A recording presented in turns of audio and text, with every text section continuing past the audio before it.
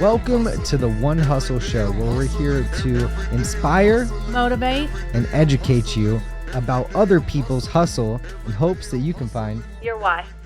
What is going on, everybody? It is DC here. I have my co-host and my mom, New Home Yogi, or as everybody knows her, Lowell Mardian. And welcome to the One Hustle Show, where we talk about your one hustle. So I'm going to let Laurel introduce our first guest today. We have a very special guest here today. His name is Andrew with The Good Life Chef, and we're excited to have you. Oh, it's a blast to be here. Look at this place. I don't know if anybody's watching, but this place is amazing. Thank you for letting me be on this show. So I'm very excited to talk about Andrew's business. Andrew owns The Good Life Chef, and The Good Life Chef, I really want to hear about how you got started and really kind of inspire people and know what inspired you. Man, where do I start?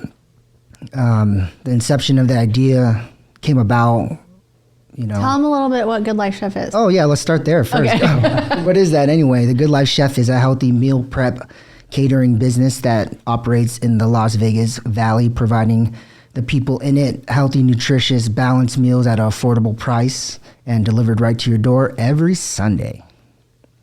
So the way we began doing all this was, let's backtrack a little bit. I was a chef on the Strip, floating around from restaurant to restaurant, just old school way of doing things, natural progression, working on, salad station, saute station, broiler station, and eventually you become the chef, you become the leader.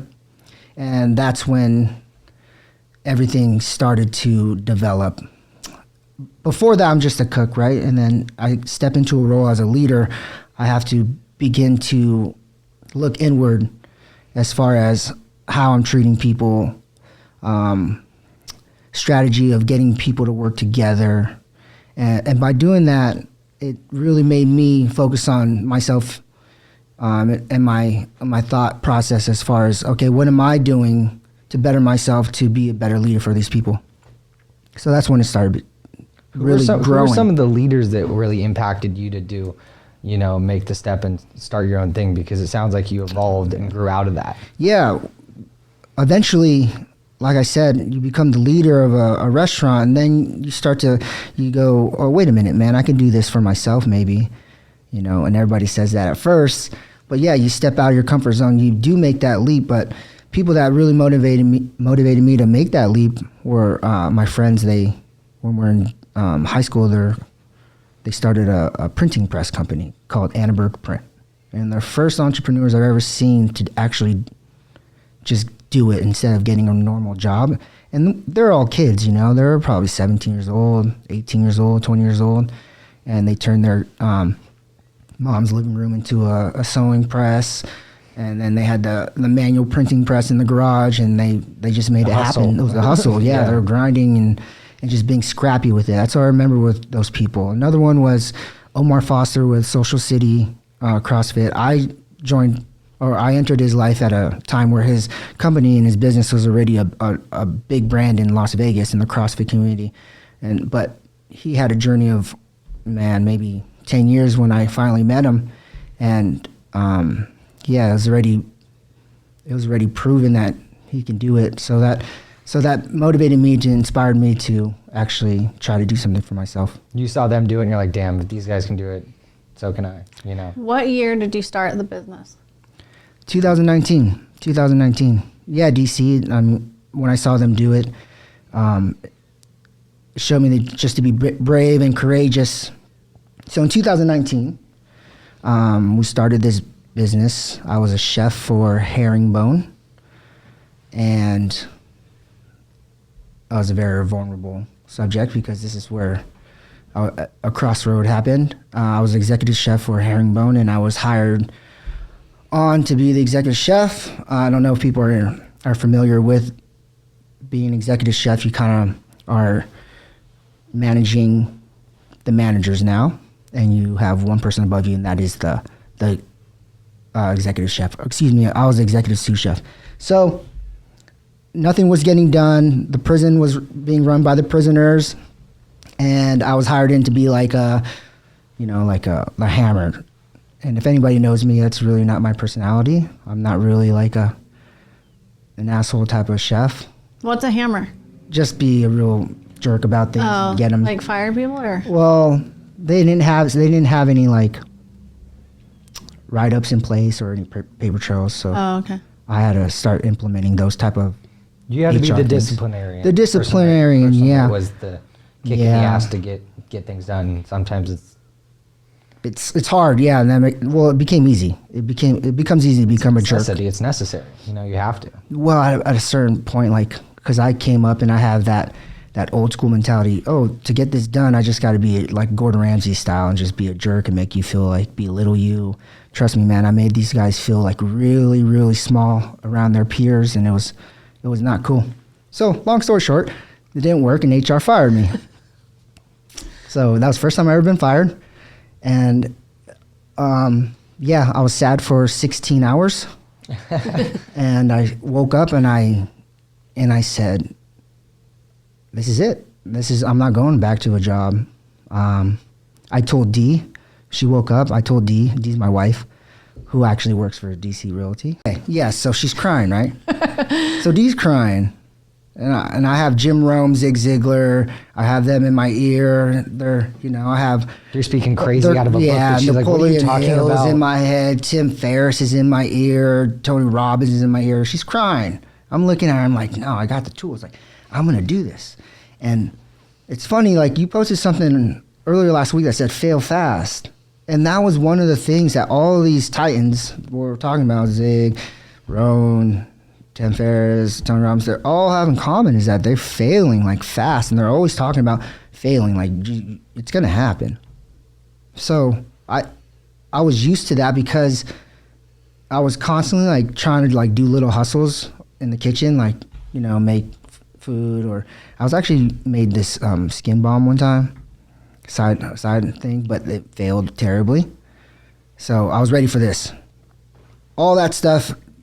All the culmination of that, I was ready. So from there, I knew that if I can run a $13 million restaurant for somebody else, I can run a $10, $20, $30, $50,000 business my first year for myself.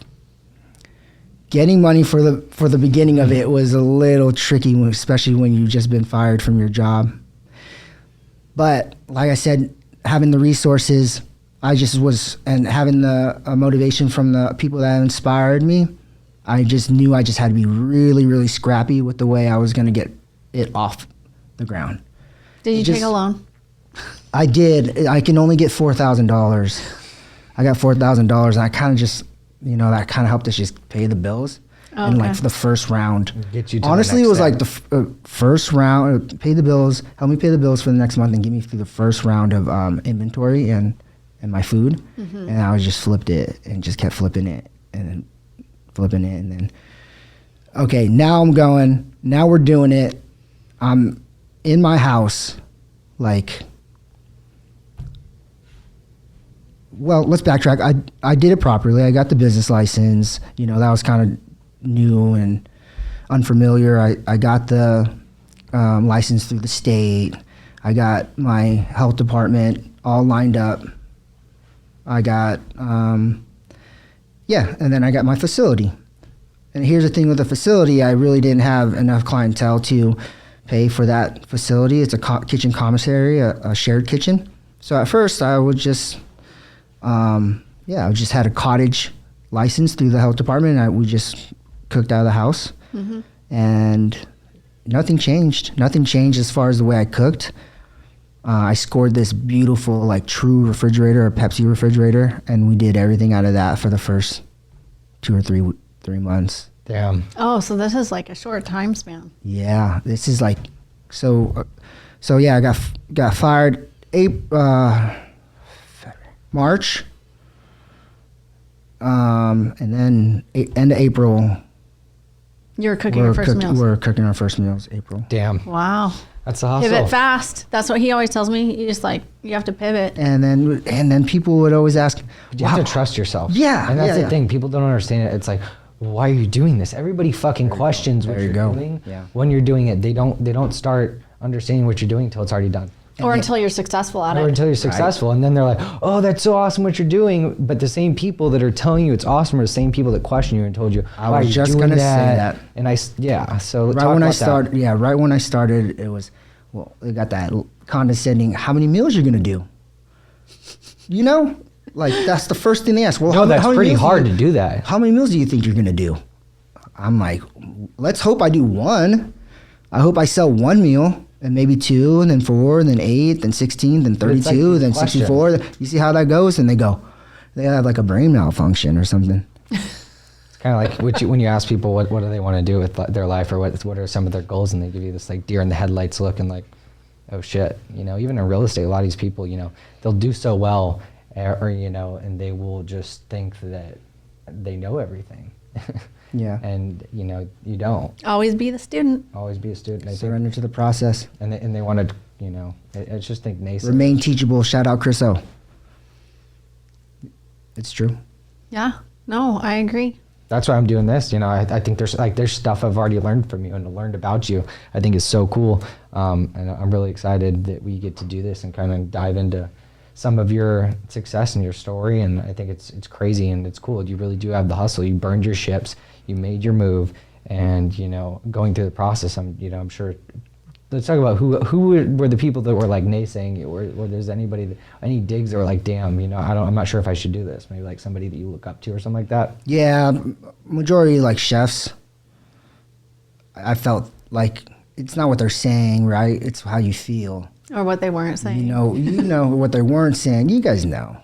I do. I know if people out there listening, like the vibes. You can kind of Vibes speak louder than words. Yeah, you can kind of tell, like, when you say something to someone, and it might be something like, I might be mistaken it as, like, my goals made them a little uncomfortable, and it wasn't my fault, like, how they felt about that.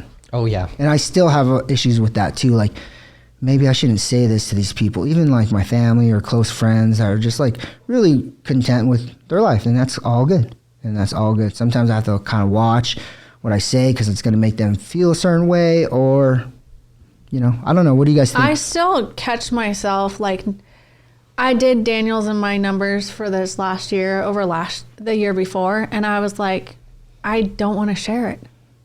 Like, and that's such a horrible thing to even say, but I'm like so proud of like the growth over, She was like jumping up and down last night over our numbers. I'm like, No. we've done well. You guys should- But sometimes you don't realize how well you've done until you go back and you look at the numbers. Look back at your accomplishments. Back at your past successes and see what worked and what didn't work. And I think that's what she adds to our company. She sees what's working and what's not I working. love to track. She sees what's happening as it's happening. It's crazy.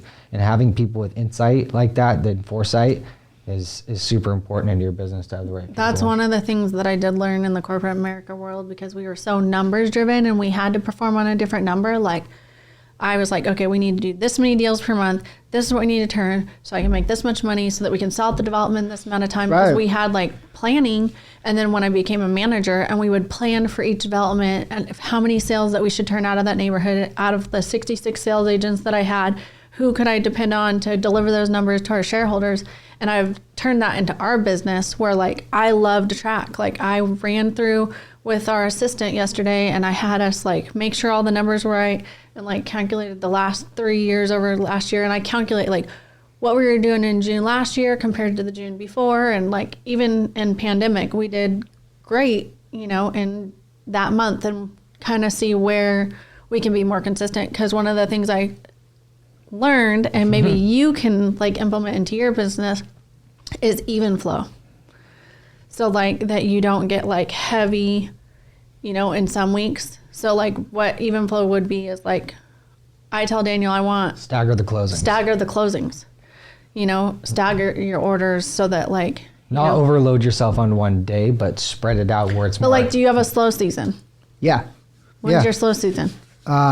Slow season would be November, December. Just came out of that, and it was awesome. Yeah, it was great. But forecasting, Yeah. it's huge. It really does. Forecasting and planning. It's really important in our field. So now we're like a couple weeks in, right? Mm-hmm. So now we're like a couple months in. Now we're like July, right? We're like 3 months in. We're like, okay, we're doing this. The ball's rolling. We're getting like 70 meals, 100 meals a week. And love that. and like getting into it, like you don't think you're like you make all the meals and you forget that you have to deliver all these meals, right? So, like she said, you got to even flow this stuff. That's what she's saying. So you Yeah. don't, you don't. I mean, I believe in pressuring myself. We're two different people. I like pressuring myself, so I perform. I put myself under so much pressure, so I perform and have no option. She likes to be more even flow. That's why we're a great balance, because I'm pushing the pressure. She's like, let's even it out. A little bit of both. A little bit of both. But Forecasting is important because I have to like see. All right, how much food did I go through? What's the next month going to look like? What, like you said, what are the holidays? So and visualizing all that stuff. It's really important. I think it's one of my biggest skills is like seeing what it's going to look like if everything goes according to plan, which it probably won't, and you just modify. But if you had a plan and everything went according to plan, you can kind of see how the result would be, right? Mm-hmm. So kind of that was my big. What's why I held on to as far as like Your getting vision. to that turning into that first year and going into the second year. You said 2019? Yeah. That's exactly my date, March 23rd, 2019. that's when Oh shoot! she quit. Dude, crazy, Yeah. crazy. So Yeah. tell us what you learned about reviewing our numbers. I think we should, that's something we should speak on, because that was fun this morning. Which part of it? Just All of it, like share.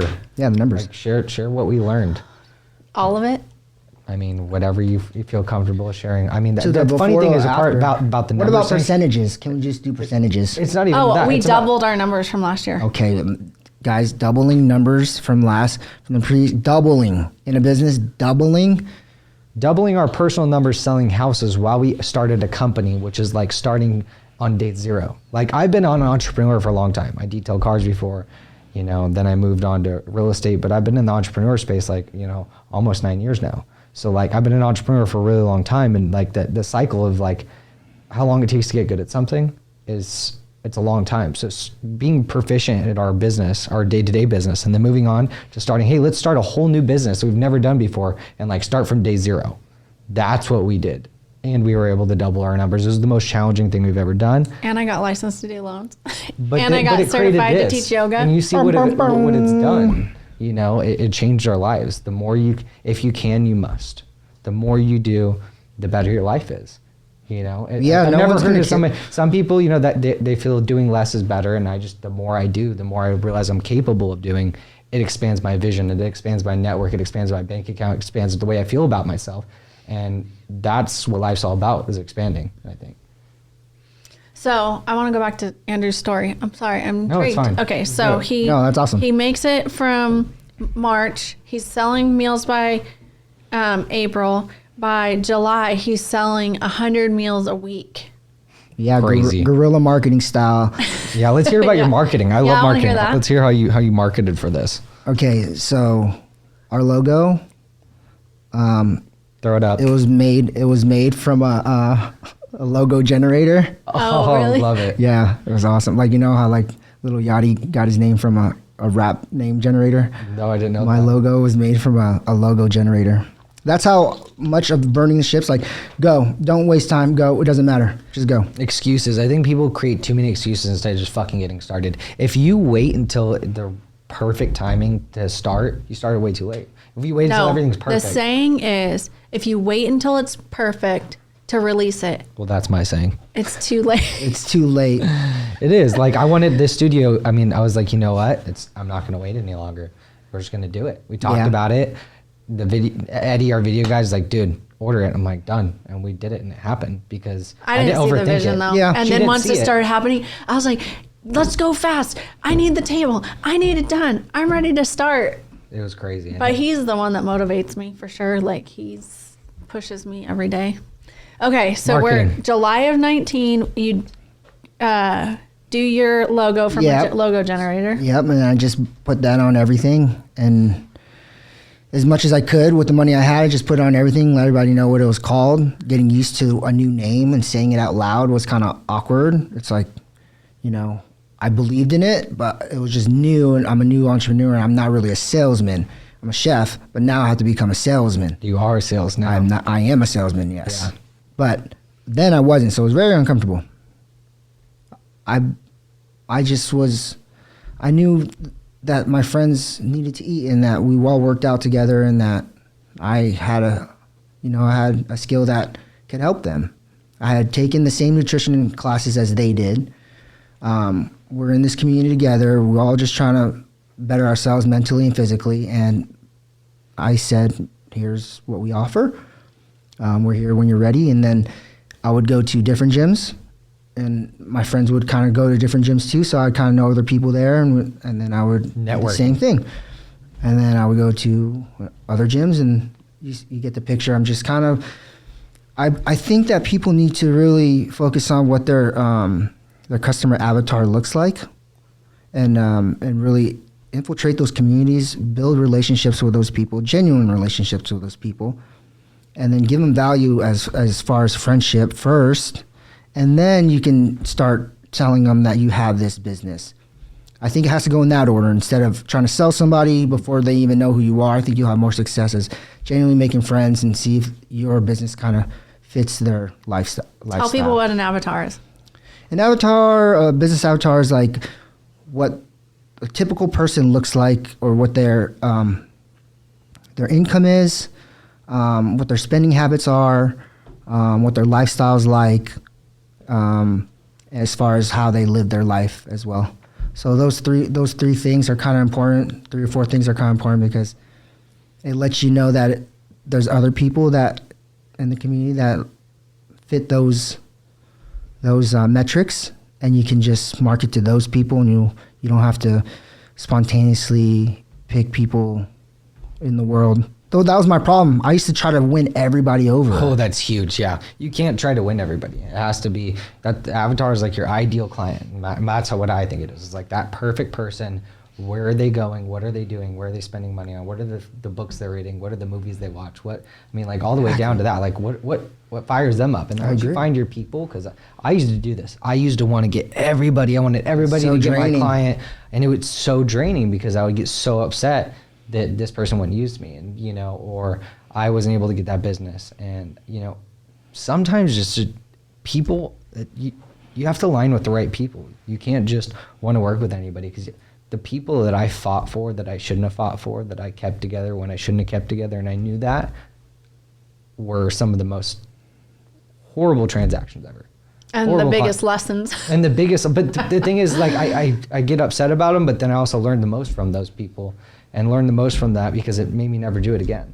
It made me move different. It made me have a higher standard for myself and what I do for my clients, because I'm not able to serve my other clients if I'm helping this one client just give me a bunch of shit that's not even, that's not even really supporting my business and my cause, or going to do another deal with me again. I want the people that are going to do 5-10 transactions with me. They're going to use this over and over and are raving fans. I want raving fans. I don't want just people that are groupies or just show up or, just to be seen or be around. I want people that want to be there. They take away from your energy. Take your energy away, as opposed to other people, the other clients. They feed your soul. They feed your soul. They fill you up. And it's so important to surround yourself with the clients, not just clients, but take care of the people who take care of you. Yeah. That's what I told him. Like, his avatar is different than mine, even though we work with the same clients. But like, there's been times where I'm like, you have to deal with this client because I'm way too aggressive for them. And like, it's going to turn them off. You attracted that client because it's more of your avatar, and you're going to have to work with them. Where my avatar and the people that I attract sometimes don't like to deal with him. Oh, it's like they don't. They just don't, because we're two different people. Like, they are magnetized to her on social media and like her resonate with her.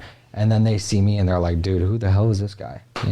I get it. Because I'm like full throttle. But the people that trust me and my clients are like, hey, DC, go do it. And they're like, oh, they let me do what I need to do. We watched it happen. We had magic happen. Like, magic happens when you're able to just have free reign and do what you need to do.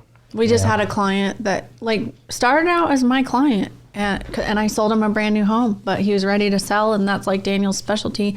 And he sold his house and got him a new house, and we just did it again. And I love to sell these brand new homes, but they also have a lot of value now. And so people are seeing that, and now it's enabling them to upgrade to bigger houses. And that's where his magic happens. And I'm like, you have to deal with him because this is his magic. Right. You don't have to think about it. You've done it one time. You could do it again. I think whatever you're trying to achieve, if you've done it once and you have the model, then you can just do it again. So do you track your numbers?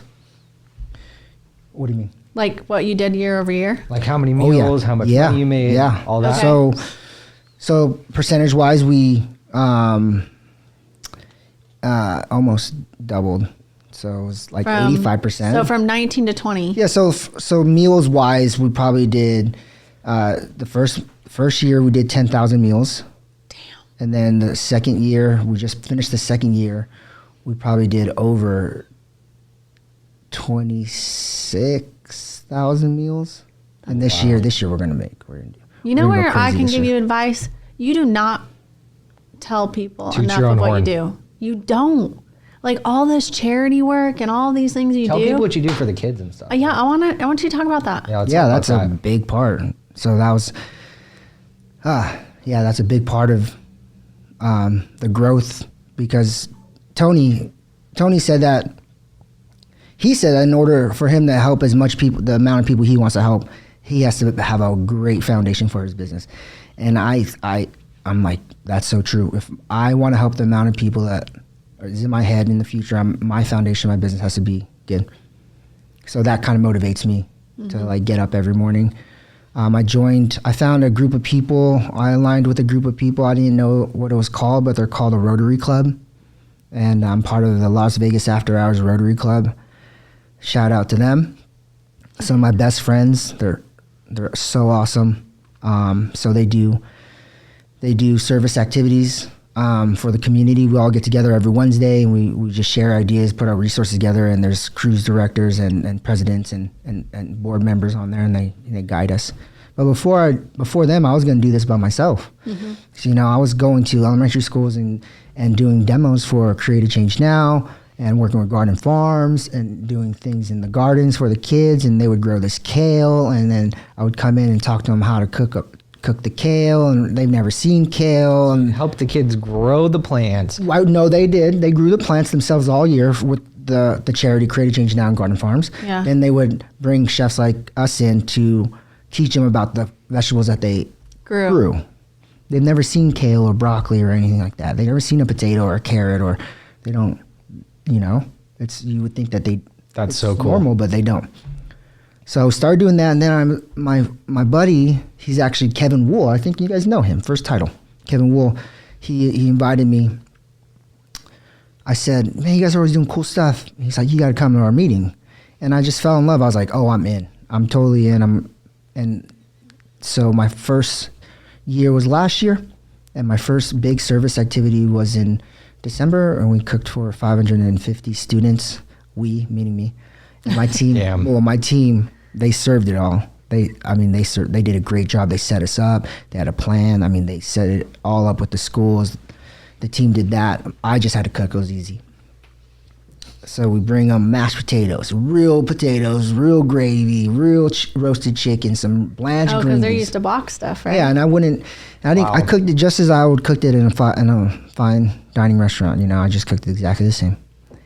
And yeah, these kids, they're stoked, man. It was probably the first hot meal they had all week, and some of them never had real mashed potatoes. You're gonna make me cry. Stop it. But they love mashed potatoes now.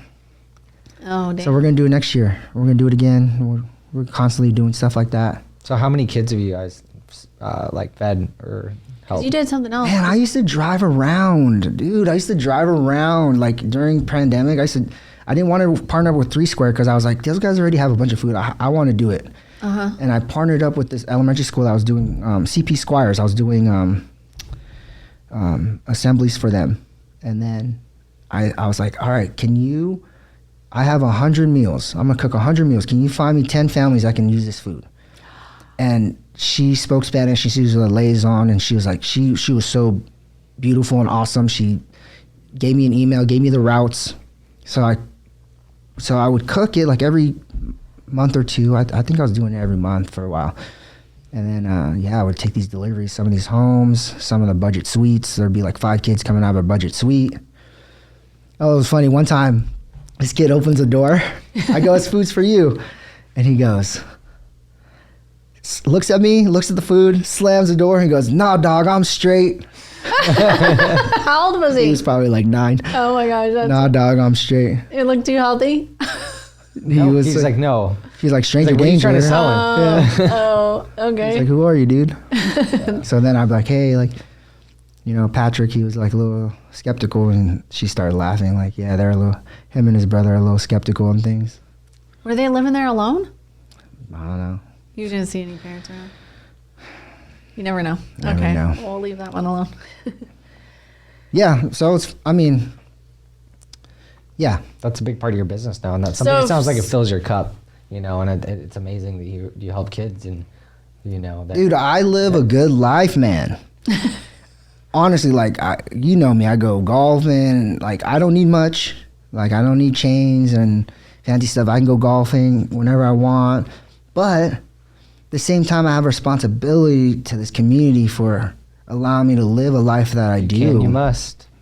Yeah, that's how I feel. I'm like, shoot, man, I have a really good life, and I just want to make my community better, I guess. Let's talk about some crazy things you want to accomplish. What are some big like DC big, like crazy ideas? Like, I want to hear some crazy. Like, we just started the Good Life Hospitality today.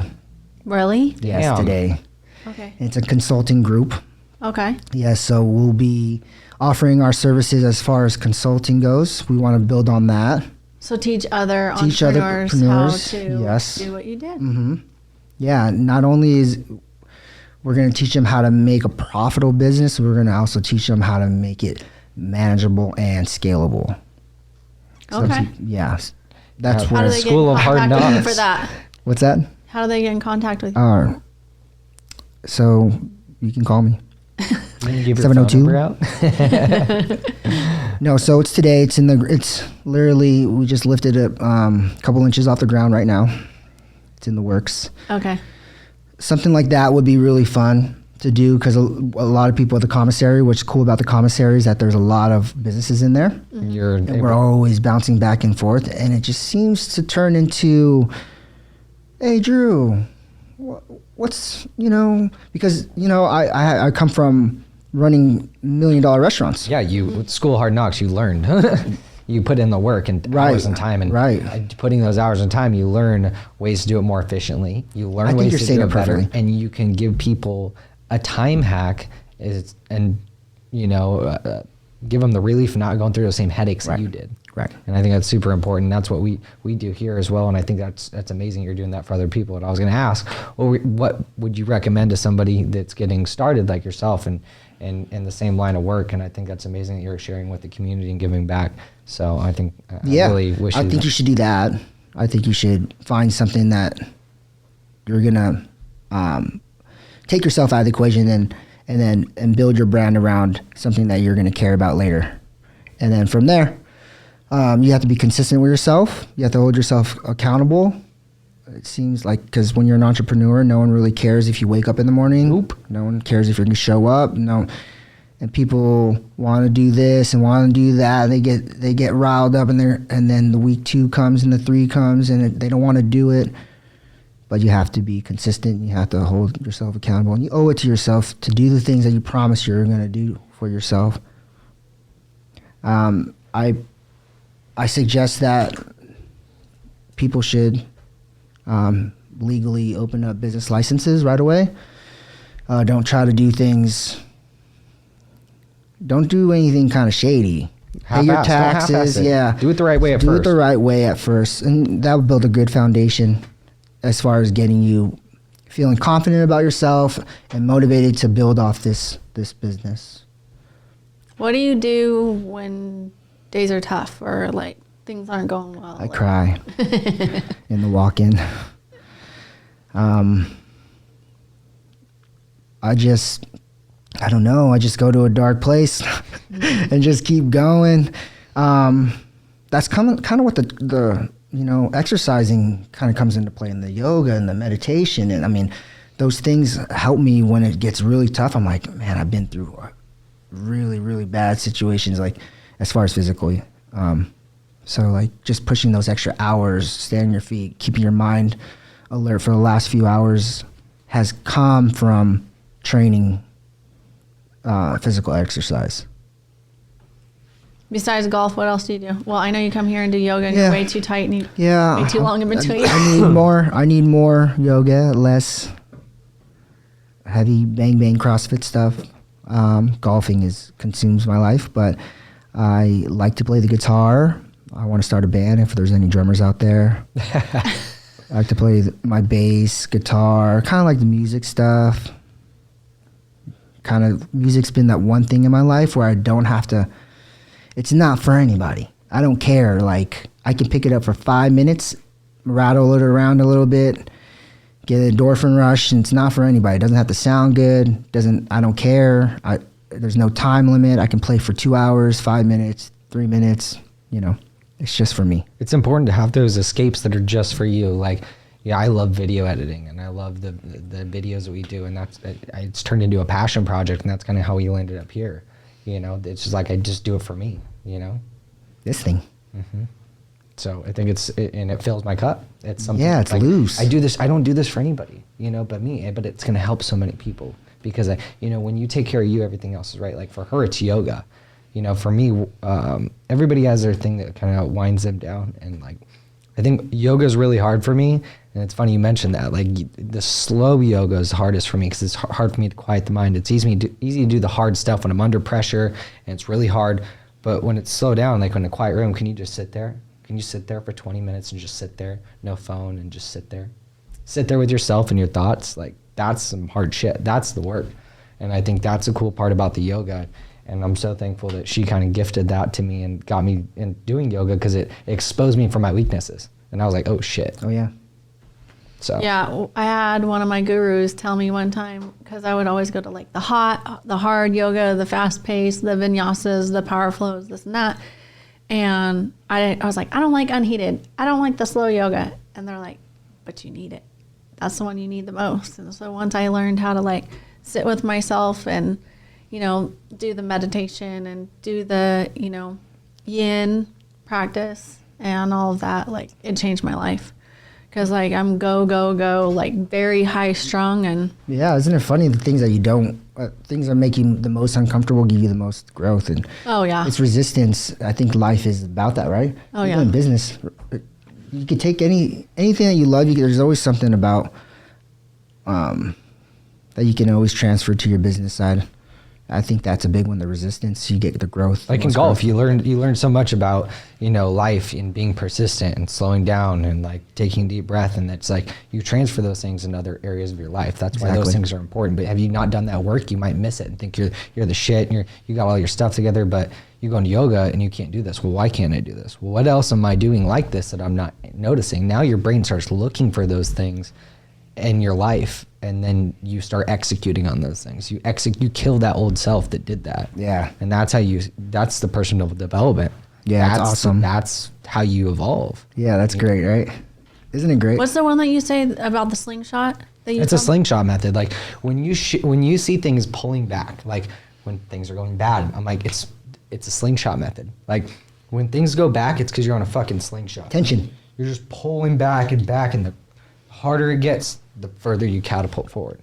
And I always tell everybody that. I'm like, the harder things go, the further in orbit you're going to go. Because I just look at it as like you're pulling back on a rubber band. So the harder shit gets, I'm like, dude, we're all the way back here, and it's just going to explode. And that's how I feel like my life goes. I have these explosion points where it's like all this tension, all this frustration, don't know what I'm going to do, and it just launches into orbit.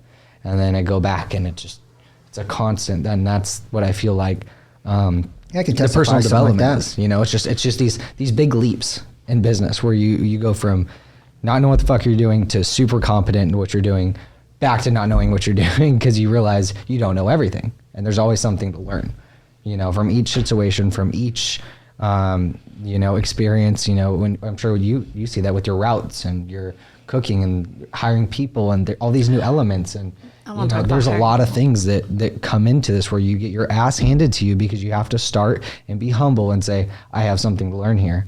Just like in the yoga, when you realize you had something to learn then. Tell me how you hire people. So how do you duplicate? I was terrible. I'm still terrible at. That's something I'm really working on. That's probably one of the goals that I was going to say afterwards was building a team. I don't really have a method to how I hire people. It's so scarce. It's so scarce that getting people in there. I'm just like, can you hear? Can you see? Yo, you're hired. Let's go. But I know that there's so much more into it as far as technique and strategy. I've seen what you guys do. What do you guys do? I still haven't perfected it. We do something, but we're constantly evolving the process, and we're constantly analyzing. So I definitely took from corporate America on that one. You know, like they had strategies from HR of what they did, and we actually found a testing system that we utilized at the builder that I was at, and it worked great because we took our top tier people, not necessarily all the same personalities or whatever, and tested them, and then we hired to that standard. You know, and for the most part, it worked out really well. And a lot of it's training, you know, like that's one thing that I think is important is like training them, you know, your way to represent your brand and all of that. I use DISC profile testing. I have a guy that I use specifically because that's important to us in our industry. You know, it may not be exactly what you need in your industry, but, and one of the things I've learned is don't hire friends. You know, that's like, I've learned, you know, that's one of the things that like is not good, you know, like don't love somebody into a position because that's what I'm totally guilty of. Like I see the potential in them and probably more potential than what they see in themselves.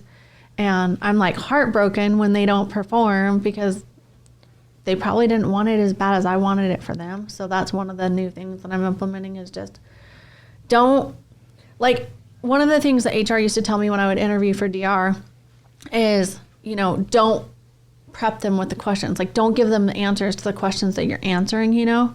And alongside with that is like, I don't need to just use DISC profiling. And once I see that they're not working out, instead of loving them into another position and another position, like trusting your gut. Trusting your gut, because not only is it not good for you as, you know, the employer or, you know, the broker, the leader, it's not good for them. Let them go where they're going to thrive and be the best version of them, you know? So I think for you, like if I could give you any advice, one of the things I did on the last hires was like a working interview to see like how you work together. Oh, staging, yeah. Yeah. Call it staging in the industry.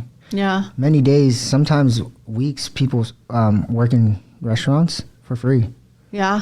Yeah, just to see if it's so when we would hire in on the strip, we would bring them in for a stage, and everybody knew what a stage was in the industry, and it was just to see if you're a good fit for them, and then if you're a good fit for us. So that way you're not wasting each other's time, because it is costing money on them, and it costs money on you to hire them, and if you can both agree, hey, can you handle this job?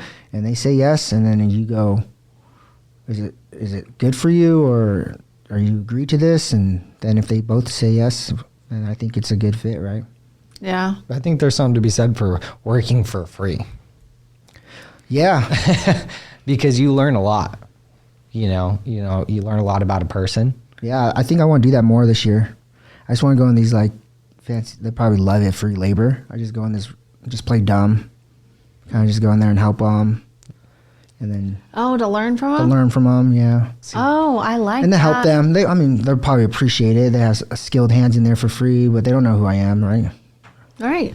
That's interesting. So if you need help, let me know. You know, that is one area that we're ever evolving in. I met a lady recently. She does like 600 transactions a year, and that was her thing. You know, don't love them into a position and don't hire friends. You know, and it's not because you don't want to be surrounded by your friends, but you want to be, you know, maybe they're not in the cooking industry, you know, but like and you're holding them back from getting there because you're not letting them go. You're not having that hard conversation. It's not fun though. It ends up not being fun for everybody. Business isn't pretty. Right. Business is not pretty. If you're not going to play nice with everybody else, then maybe this is not the right spot for you, or maybe are we doing something wrong? But there's one thing that my friend Brian from Joy Pop, he said, don't create your own prison. Wow. And I was like, whoa. And he's like, yeah, man, just run your business how you're going to run the business, but always have fun doing it. I always say I never want to pull up to our office and be like, damn. That's how I know when it's time for somebody to go. Yeah. Something is When off. you get Yeah. a gut feeling, you're like, damn, they're here. Or you don't want to Why? see. You know, This is your business, and But you're not- your gut's right? telling you Yeah. that. And your lack of acknowledging that and Yeah. understanding that, responding to that gut feeling Right.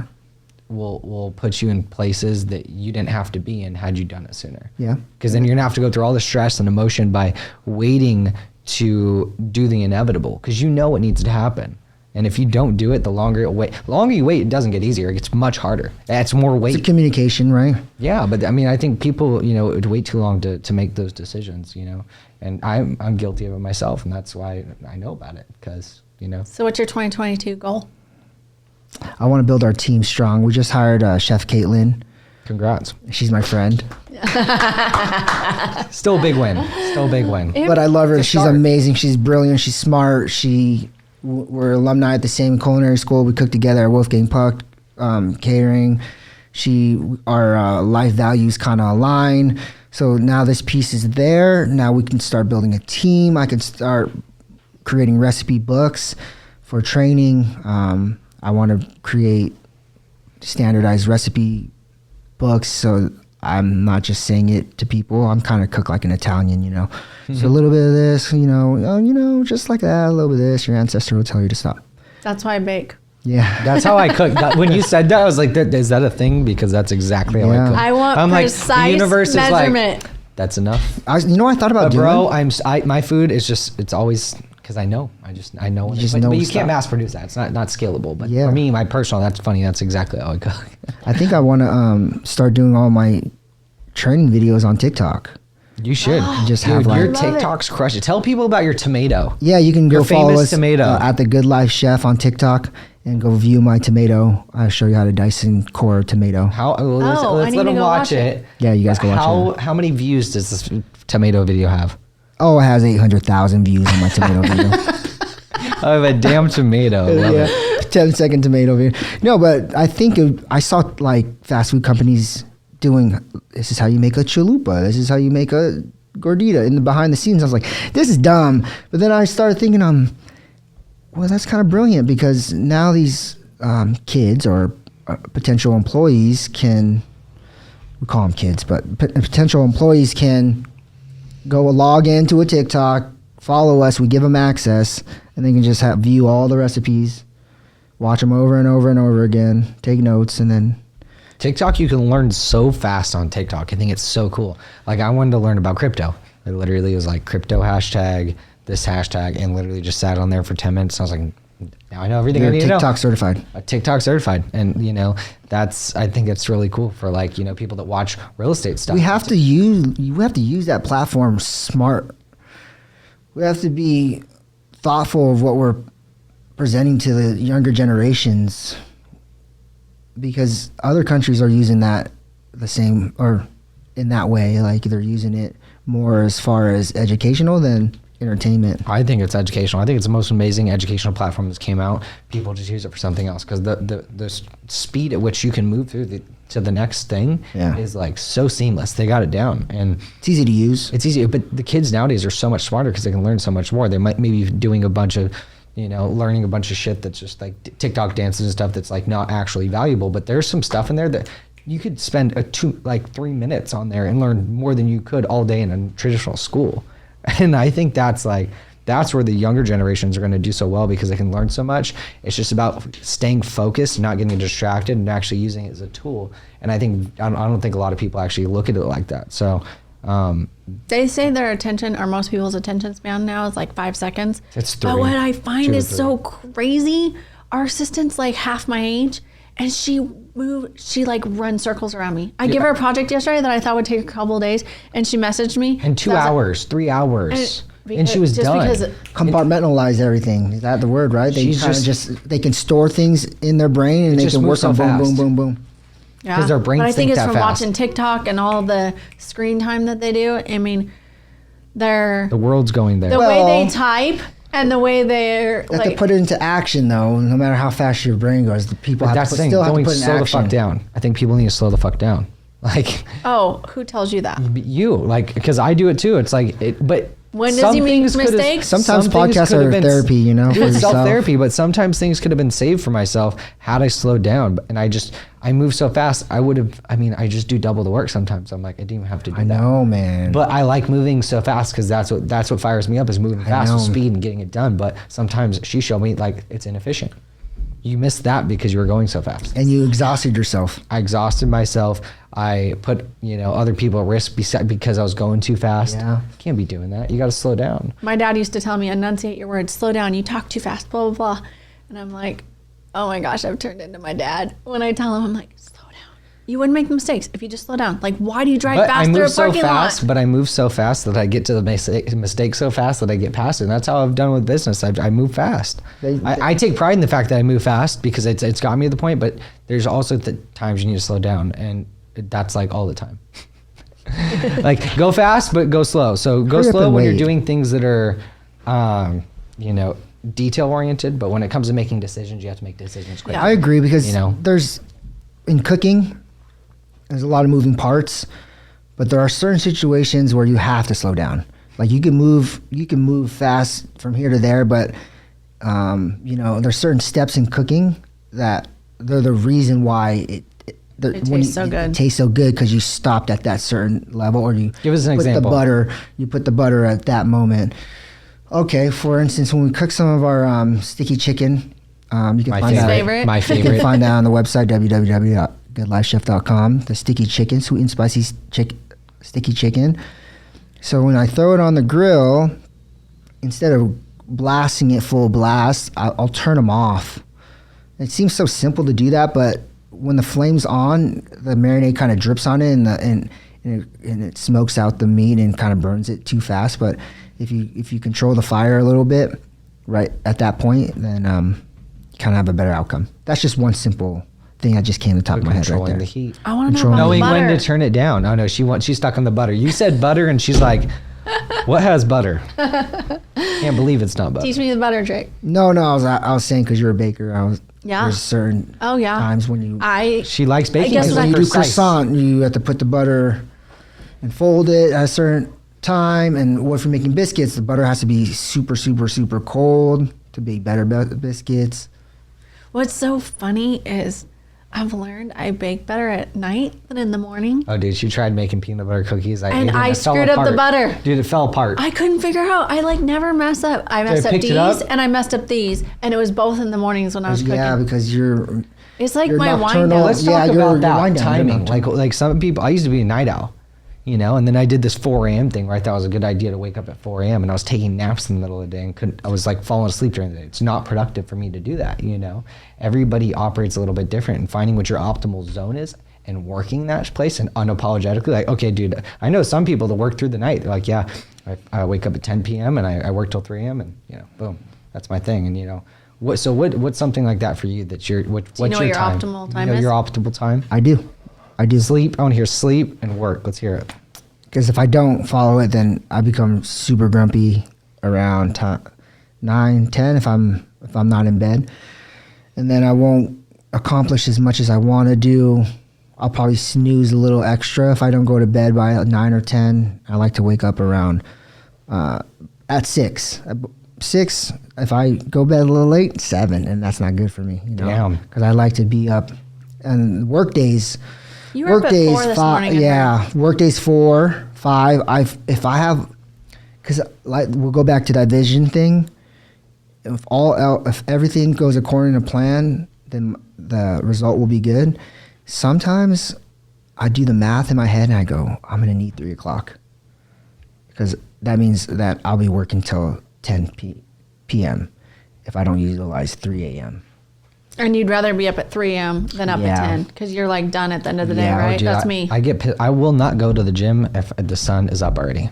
I won't. I will not. It's like, I got and so you, I've had man. to recently. I I've had to get force it. myself to do that because I'm like, dude, I can't just not go to the gym. So I've had to start going to the gym at a later hour, which is like the yoga thing. I noticed it's hard for me. Like dude, I'll go to the gym and I'll leave the parking lot because there's too many cars. I don't want to go here. I'll talk myself out of it. And it's funny. I'm like, what the fuck? This is the same thing and I noticed this stuff and I'm like, okay, I got to challenge myself to do it. Let me push past it and see what this looks like. And I did it and I was like, it's not as hard as I thought. I was like, I can totally do this. It was just something I made up in my head because I'm from waking up early, so early for so long. I would not go to the gym if the sun wasn't up because I had control of my mornings. If the sun was up. Or if the sun was up, because like when it's dark out, it's just like has a different feeling and a different vibe early in the morning. And that was like, it was my prime time to go to the gym, but I had to force myself to do this later in the day thing. That's like, it's necessary for me to go to the gym for my mind to work right. Like 100%. Like you don't go to the gym for a week, you're bingo. You start declining. That's important. I think that probably should have been first and foremost. People have to, if you want to change your life, start moving your body, get your heart rate up, get uncomfortable, get comfortable being uncomfortable, get your heart rate up, stretch, work out your aggression. Start slow, stretch, walk, run, but get the heart rate up. Start breathing heavy, sweat a little bit, because the endorphins, I promise you, the endorphins afterwards is the best part. Talk about that. The endorphins. Have you ever done Wim Hof breathing? No. What is that? Oh, we got to do it. It's breath control? Let's do it. After this is done, we're going to do it together. Okay, cool.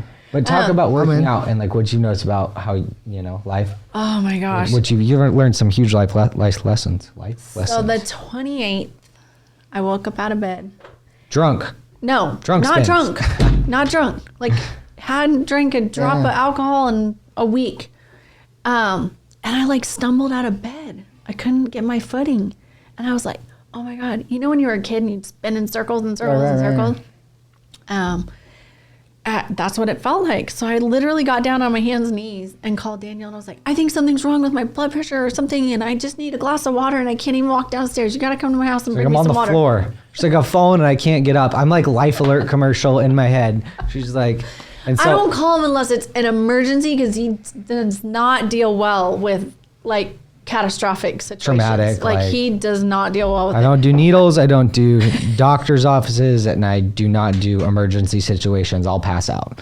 Anyways, I had my girlfriend Kate came over. She brought me a blood pressure machine. I checked my blood pressure, but my pulse was really low, and I was like, "This is weird." Because like I have a low pulse to begin with because I work out, and then I do take blood pressure medicine for my migraines. I've been taking it since I was like 28 years old, but it's caused me to learn that I think I have vertigo, and so I haven't been able to work out. No yoga, no working out. Someone that goes to the gym, works out, and is like workoutaholic cannot go do what she needs to do. What does that touch? I can't drive. So can't drive. So it's just how you been modifying? Life slowed her down. I think life slowed because I learned something from this. It slowed me down. It was a force. He has to come pick me up every morning for work and take me to all my appointments. I have to like plan my shit out because I have to have enough time to get to her. So it's like changed my whole pace, and I've slowed down because I'm in no rush because I'm taking care of her. It was something outside of me that took me to slow down, and it was beautiful. That's sweet. And I learned so much about slowing down and how it changes the way you look at things. It changes the way you operate, and I'm really starting to like it. I like making decisions fast, but not do everything fast. And so I think it's... Bingo. That's it. It's like make decisions fast, but don't do everything fast. Some things you need to dial back the flame. Dial back the flame. Dial back the flame. Yeah, so it's slowed me way down. But you know what? One of the things that I've realized, because like I'm even nervous to walk, because like it looks like if I look down, like right now, it looks like there's like an earthquake or the ground's spinning.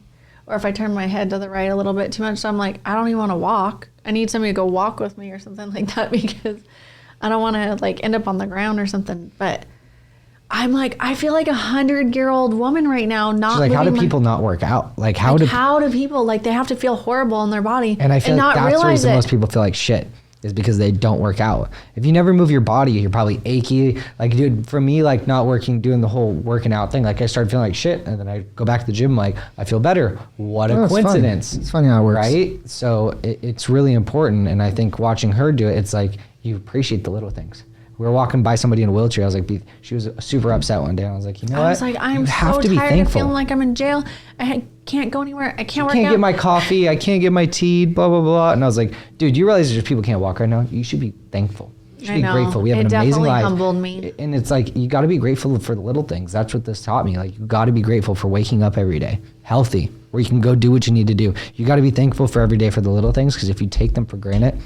My rituals are so important. So I can't handle anymore. If you can't even handle this, you're not grateful for this, you can't have it anymore. No. For that which you are not grateful for, I think you lose. Yep. I think I wasn't grateful for mobile life. So are you modifying? Are you trying to figure out something that you can?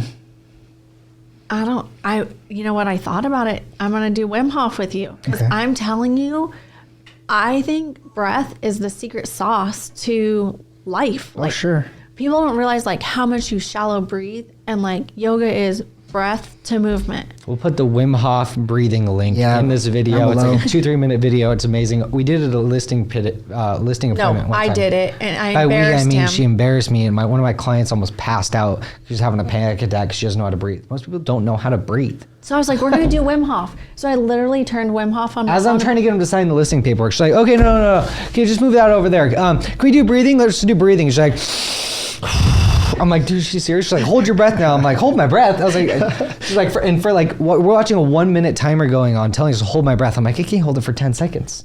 Yeah, but it makes you realize what you're not doing I'm in sure life. that Exposes you dude for was your probably weaknesses. like, this is weird at right now, but then everybody was like, okay. She felt so much better. She's like, I'm going to teach my daughter how to do this. This is great. She has anxiety. She was getting riled up. Oh, she was getting riled up over selling that the sucks. house. And so like I paused everything and I told Daniel like, stop. I said, we're going to do breathing. She's like, are you serious? I was like, I'm dead serious. Like I didn't give her an option. I didn't And ask it's her. like 5 minutes. We sat there for 5 minutes breathing, hearing each other's snot come out of each other's nose, and like we're like, oh, we're Sometimes you opening need to one pause. eye. D and I we'll get a heated. This is so stupid, but we get a heated argument. If it's like really stupid, I'll be like, all right, 20-second hug right now. I love that. Oh, I love It'll just that. force us. It's like hold my pocket and I'll hold your pocket. For It's a funny, second. Jamie. I wouldn't leave the house, and like Jamie, I had the same thing happen with Jamie this morning. She was upset, and I wasn't leaving the house with her upset. I was like, I'm not leaving you. Like Yeah, you this. can't do In that. state. Absolutely. That's good. You're good. That's funny. Sweet. Yeah. Right. It's important. You can't. You always got to be grateful. Back to the grateful thing. You know. Gratitude. Okay, gratitude. so do you have rituals? I have a golf ritual. A little waggle. Do you have non-negotiables? No, I don't. I don't have any rituals or anything like that. I try if being grateful is ritual, I mean, I try to remain so like childlike as far as State of what mind. I'm so stoked about. I'll get stoked about if I start being grumpy about something, I'll just get stoked about, oh, look at the sun, or oh man, look at the mountains look cool, or oh man, my car got gas, sweet. You know, something stupid. I love that. Yeah, just like super childlike. When the Costco gas line has Yeah. no people in it, dude. We argued about the gas. I was like, dude, since you decide to drive a gas car, why don't you just go to the gas station every day? Like, why do you Dude, go I'm sit in the always out of Costco gas. line? Always out of gas. So, and I thought about this the other day. I was like, it's such a waste of time going to Costco. Like, it's not worth the $10 I'm That's saving exactly my for me to go drive 20 minutes out of my way, now be late to my appointment because I was waiting in a Costco gas line. Or even if I got it early in the morning, what's the point of driving all the way there unless it's convenient? So I'm like, dude, I'll pay that extra $5-10 for the gas for it to be, not to wait in the line. There you go. My dad had a goal What staying. time do you value your time that much where you were like willing to go save $10? What's a half hour Yeah. worth of your time worth? Like, Yeah, what's your hourly? for sure. When I order food, Do you know your sometimes I do hourly that. wage? What's that? Do you know your hourly wage? Do I know what I make? Hourly? Hourly. Yeah, You do? yeah. I do that math. Yeah. Okay. I try to keep it consistent too. So what I tell Daniel is Is this worth? Is this a X Oh, dollar amount of task? that number, yeah. So like my wage is a dollar amount. And she's like, is this really worth this dollar amount? Yeah, exactly. And it's not. I It's can go pay not. somebody else, really good wage to go Definitely do that isn't. and like not be doing that. What? I just thought of something. What? You can have Lexi go get gas for you. Oh, I already thought of that before. Yeah, right down the road. I thought about that too. I've had her go get gas before several times. We've been on appointments, and I'll have my assistant go off and go fill my car up with gas, come back before we're done signing the contract. For the good life, like I did everything by myself for yeah. like a year. Oh yeah, And it let's was talk about so- that. it was Doing everything so- by yourself. It was terrible, and I created a prison. And I would wake up, and I didn't separate it. So I told you in the beginning, I didn't separate my house from my work. So I would just wake up, like it was so hard to be grateful. I would just complain about and then I have to slap myself. You prayed for this. You prayed for this. You prayed for this. And then I'd be like, okay, I'm doing it. But man, it took me so long to just to let go of the reins and just let someone help me. How'd you do that? Talk about that. Well, you kind of just let them do it. Yeah? Yeah, you kind of just, I set my expectations. I'm good at that. Like, I'm good at telling them what the outcome should be. And then I would micromanage it. At first, I would just do everything for them. They would just be standing there. I'd be exhausted. You're like showing them how. I'll come back tomorrow. You guys want me? And they would say, like, you need me tomorrow? Because they just stood there all day. And I'd be like, I hired 3 people and I paid so much money. I'm still exhausted. Why am I exhausted? That was my exact experience with my assistant. When I first week I hired I had no idea what to have her do. I was doing stuff for her while I was showing her how to do it. I'm like, what the fuck am I doing? Why am I doing the work that He still does it. And I still do it. But it's a learning process. That's hard for me to learn how to delegate. That's one of my struggles. Like, I have to learn how to delegate to other people, efficiently delegate. And I think it's important to learn that skill I think early the on in business. expectation, though, the delegated and the expectation. Setting the right expectation. One big thing I got from corporate America was it was an onboarding for all managers, and we sat back to back, and one person got a picture of a basic house. This house has like a square with a triangle on top, a couple of doors, and a couple of windows. And some houses look different. But mine looked like that. And I sat back to back in the chair to my partner, and I was supposed to describe the house to the partner behind me in just complete details. A simple house, a triangle on top, a square, a door in the middle, 2 windows. And then we draw it? And the other person had to draw it. Okay. And it never, like, if you weren't, I would try to describe it differently than that, because you're looking at it, but it would never turn out right. The person drew a crazy picture, and it was a lesson of setting the right expectation. Because if they don't know what your vision is, then they're not going to be able to know what the outcome should be. Your team needs to know the vision, and they need to be on board with the vision. They need to be aligned with your culture. They need to be aligned with most of your core beliefs. Yeah, I think the company, not personal beliefs, but core beliefs for the company. For the company. You know? I think so. Like ours is people over paychecks. It's fucking, dude, do That's the right thing over. That's our non-negotiable. Do the right thing over the dollar. I don't care what the fucking dollar amount is. You always do the right thing. Always do right by people, even if it costs you money. People over paychecks. I think. I'll tell you about my first experience in real estate. Is your first house? First house sale. What year? First house What sale. year? Let's go back to what year this was. Before I was born and existed. Let's hear. What year? This is 1997. That was a good year. It was before you were born, though. It was maybe it was the end of 96. But anyways. In the 90s, it's like, it's ancient.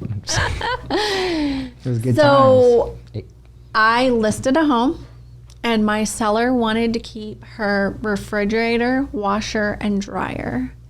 And I went too fast, and Slowing down. didn't review the contract well enough to realize the buyer's agent had asked for the washer, dryer, refrigerator. And they're nice ones, I bet. They probably just bought it. So guess what I did with my first commission? You bought it. I bought Bought a a new one. washer, dryer, fridge for that buyer.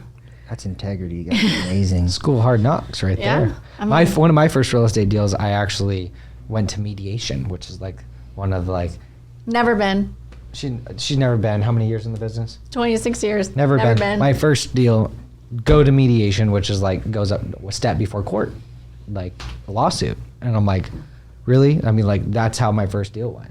So it's crazy, but Where did you get that first deal? it was a referral from somebody who didn't align with me. You know, and that's the right thing about finding the right people to align with you. I learned that really hard. I learned that really Fail hard fast. lesson very fast because I was Rather like, do it now. you know, I wanted this client and I wanted all the business and I got the client. I was like, I don't want this crazy client. Look where we landed up. I have to represent this person, and that's not a representation of me. I don't want to represent people that aren't a correct representation of me.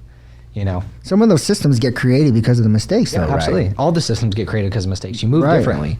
You know, don't make the same mistake Don't twice. do that That's what again. business is. It's making the mistake, learning from the mistake, and pivoting, and you know, moving forward.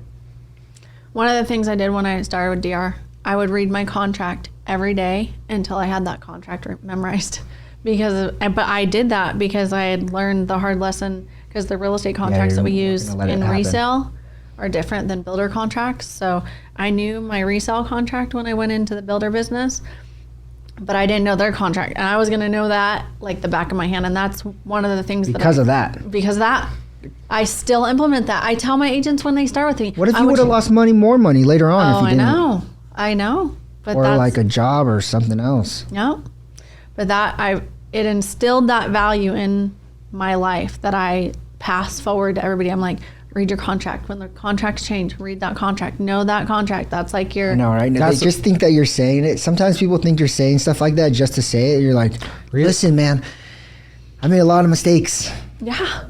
And this was one of them. And I know it's common sense to you maybe, but I'm just saying, just listen to the little things I'm saying. Because they can be the big things. Yeah. The little things are the big things, and I think people miss out on that. Like the making sure the little things are right create the opportunities for the big things. Making sure the little things right get you to the big things. Yeah, I agree with that. Totally. You have to make sure the little things right. If if you set up a fucking showing as a real estate agent and you're a shit show and you're going to the wrong address, you're going all over the board, and you have no idea where you're going. It's not gonna that little thing, setting up the showings and you having that messed up, could make or break somebody's experience. Could make or break getting to a house in time to write the offer, because you found the right house and need to write the offer. But you not having the little things in place, like having a pen, having a second copy, having all your documents. We call that mise en place. What is it? So for you as a chef, there's it's called mise en place. Like you have to order food for it to get ready. Wait, I want to hear this. So like it's a big term in the industry. It's called mise en place. It means in French everything in place. So anytime you call mise en place. Mise en place. MISEENPLACE. So that means just everything's in place. Your pen, your water.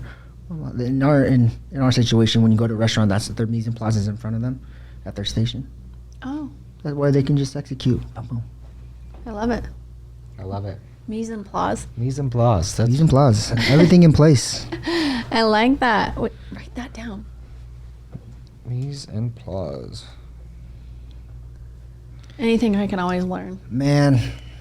This has been fun. This has been great. I can talk to you guys forever, really. Well, that's why we had you on. And, we're very thankful you came in here. I think we've all learned a lot from you. I think there's some valuable, tons of value you brought today, starting off with, your story, how you got where you did, your hustle, helping the kids and, what you do for the community, giving back and helping other business owners and people that are, starting off and, the same line of work that you are in, and, learning those mistakes from somebody who's made the mistakes so they don't have to make those mistakes. I think it's amazing. I commend you on that. Wish you much success. And how many people are you going to do this year? Yeah, let's make some commitments right here. Let's make some commitments. How many people are you going to mentor into? How many people are you going to help do, what you do? Consulting? Let's start with one. We're going to double that for you. We're going to say two. We're going to do two. But the funny thing about one is that's what the show is called. It's called the One Hustle Show, and it's all about having that one. You start with one. That's what she's always told me. Start with one client. You do one client right. You take care of them. They'll give you 5 to 10. That's right. You get your first, and it leads to the next. And All it takes is one. All it takes is one, guys. One hustle. So thank you guys for joining us on the podcast today. Follow him at The Good Life Chef. His meals are amazing. GoodLifeChef.com. And if you're on a meal plan, you can give him your meal prep plan, and he'll customize it, cut the rice back, add the vegetables, whatever it is that you need. And if you're looking to start a meal prep business, he'll help you get started. Absolutely. Yeah, I think it's DC certified, by the way, and the sticky chicken is my favorite. So I will put that out there. That is like my staple. I could eat that every single day. My cheat meal is definitely lasagna. Pesto pasta. Pesto That's pasta. The one. That's the happy meal. Yeah, it's my happy meal. Is the pesto pasta. Well, I'm grateful for you guys' friendship. Thank you. Yeah, Absolutely. we appreciate you. Yeah, guess how we met him? Do you remember? I do remember how. Do you remember how we met? Metaverse? Instagram. Metaverse, yeah. We met in the metaverse. Met in the metaverse before the metaverse was even a thing. This is It's been better fun. be friends in the universe. Right? So much better. That's a whole nother conversation. That is. That's a whole nother conversation. Well, Thank you guys. Catch you guys next time. We're going to be doing a giveaway on the channel. You have to make sure you like, follow, and subscribe. We want to give back to you and give you a shout out. We want to show the love to you like you show the love to us.